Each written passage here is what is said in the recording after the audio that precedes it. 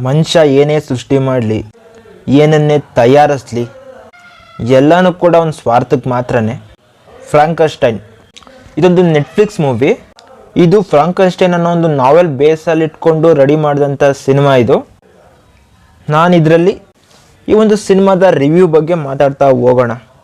ನಾನು ಇದ್ದಂಗೆ ಸ್ಟ್ರೈಟಾಗಿ ಯಾವುದೇ ಫಿಲ್ಟರ್ ಇಲ್ದಂಗೆ ಮಾತಾಡ್ತೀನಿ. ಅದಕ್ಕೂ ಮುಂಚೆ ಎಲ್ಲರಿಗೂ welcome back to my channel. Frankenstein ಈ ಒಂದು ಸಿನಿಮಾ ಈಗ ನೆಟ್ಫ್ಲಿಕ್ಸಲ್ಲಿ ಸ್ಟ್ರೀಮ್ ಆಗ್ತಾ ಇದೆ.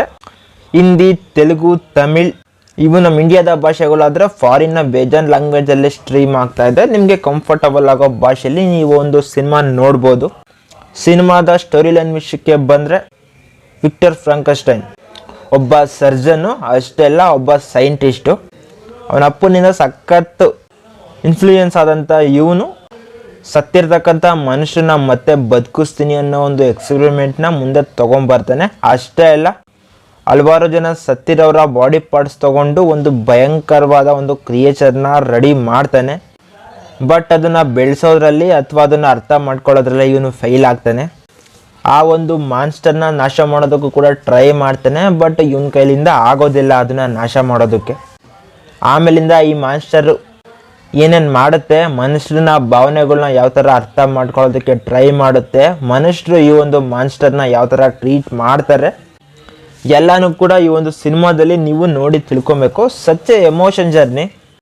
ಆಸ್ಕರ್ ಇಸಾಕ್ ಇವರು ವಿಕ್ಟರ್ ಫ್ರಾಂಕನ್‌ಸ್ಟೈನ್ನ ಕ್ಯಾರೆಕ್ಟರ್ನ ಪ್ಲೇ ಮಾಡಿದರೆ. ಮೇನ್ ಈ ಒಂದು ಕ್ಯಾರೆಕ್ಟರ್ ಸುತ್ತನೇ ಸಿನಿಮಾ ಇರುತ್ತೆ. ಇವರು ಕ್ಯಾರೆಕ್ಟರ್ನ ತುಂಬ ಚೆನ್ನಾಗಿ ಹಲವಾರು ಶೇಡ್ಸ್ ಇರೋ ಥರ ಪ್ಲೇ ಮಾಡಿದ್ದಾರೆ. ಆಮೇಲೆ ವಯಸ್ಸಾಗಿರೋ ಓಲ್ಡ್ ಮ್ಯಾನ್ ಕ್ಯಾರೆಕ್ಟರ್ ಮಾಡಿರೋ ಆಕ್ಟರು ಕೂಡ ತುಂಬ ಚೆನ್ನಾಗಿ ಆ ಆ್ಯಕ್ಟಿಂಗ್ನ ಮಾಡಿದ್ದಾರೆ ಆ ಕ್ಯಾರೆಕ್ಟರ್ನ. ಮತ್ತು ಮೂವಿನ ಮೈನ್ ಸೋಲು ಇವರೇ ಅಂತ ನನಗನ್ನಿಸ್ತು. ಇನ್ನು ಸ್ಕ್ರೀನ್ ಪ್ಲೇನೇ ಆಗಿರ್ಬೋದು, ನರೇಷನ್ನೇ ಆಗಿರ್ಬೋದು ಡಿಫ್ರೆಂಟ್ ಆಗಿದೆ. ಅರ್ಧ ಸ್ಟೋರಿನ ಫ್ರಾಂಕನ್‌ಸ್ಟೈನ್ ಎಕ್ಸ್ಪ್ಲೇನ್ ಮಾಡಿದ್ರೆ, ಇನ್ನರ್ಧ ಸ್ಟೋರಿನ ಮಾನ್ಸ್ಟರ್ ಎಕ್ಸ್ಪ್ಲೇನ್ ಮಾಡುತ್ತೆ. ಒಂಥರ ಇದು ಚೆನ್ನಾಗಿದೆ, ನಿಜವಾಗ್ಲೂ ಒಂಥರ ಎಮೋಷನ್ ಮೂವಿ ಅಂತ ನನಗನ್ನಿಸ್ತು. ಲಾಸ್ಟಲ್ಲಿ ಆರ್ಟು ಒಂದು ಸರಿ ಬ್ರೇಕ್ ಆದರೆ ಅದು ಯಾವಾಗಲೂ ಹಂಗೆ ಇರುತ್ತೆ ಅಂತ ಹೇಳಿದ್ರೆ, ಈ ಸಿನಿಮಾ ನೋಡಿದ್ರೆ ಅದೇನಕ್ಕೆ ಅಂತ ಗೊತ್ತಾಗುತ್ತೆ. ಮತ್ತು ಮನುಷ್ಯ ಏನೇ ಮಾಡಿದ್ರು ಅದು ಅವನ ವಿನಾಶಕ್ಕೆ ಕಾರಣ ಆಗುತ್ತೆ ಅಂತಲೂ ಕೂಡ ಈ ಒಂದು ಸಿನಿಮಾದಲ್ಲೇ ನಾವು ಕಲ್ಕೊಬೇಕು.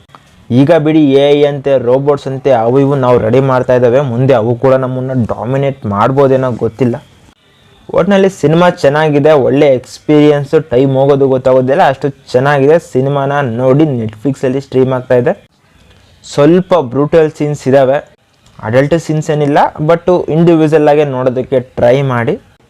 A-rated ಮೂವಿ, ಸೊ ಚೆನ್ನಾಗಿದೆ. IMDbನಲ್ಲೂ ಕೂಡ ಈ ಒಂದು ಸಿನಿಮಾಗೆ 7.6 ರೇಟಿಂಗ್ ಇದೆ. ಒರಿಜಿನಲ್ ನಾವೆಲ್ ಹೆಂಗಿದೆಯೋ ನಾನು ನೋಡಿಲ್ಲ. ಒಟ್ಟಿನಲ್ಲಿ ಒಂದು ಬೆಸ್ಟು ಅಡಾಪ್ಟೇಷನ್ ಅಂತ ನನಗನ್ನಿಸ್ತು. ಸಿನಿಮಾನ ನೋಡಿ, ನೆಟ್ಫ್ಲಿಕ್ಸಲ್ಲಿ ಸ್ಟ್ರೀಮ್ ಆಗ್ತಾ ಇದೆ. ಇಲ್ಲಿವರೆಗೂ ನೋಡಿರ್ತೀರ ಅಂದರೆ ವಿಡಿಯೋ ಸ್ವಲ್ಪ ಏನಾದರೂ ಇಷ್ಟ ಆಗಿರುತ್ತಲ್ಲ, ಸೊ ಒಂದು ಲೈಕ್ ಹಾಕ್ಕೊಂಡ್ರೆ ನನಗೂ ಕೂಡ ಎಷ್ಟೋ ಸ್ಟ್ರೆಂತ್ ಬಂದಂಗೆ ಆಗುತ್ತೆ. ಇನ್ನು ನಾನು ಮತ್ತೆ ಸಿಗ್ತಾ ಇರ್ತೀನಿ ಗೈಸ್. ಬಾಯ್.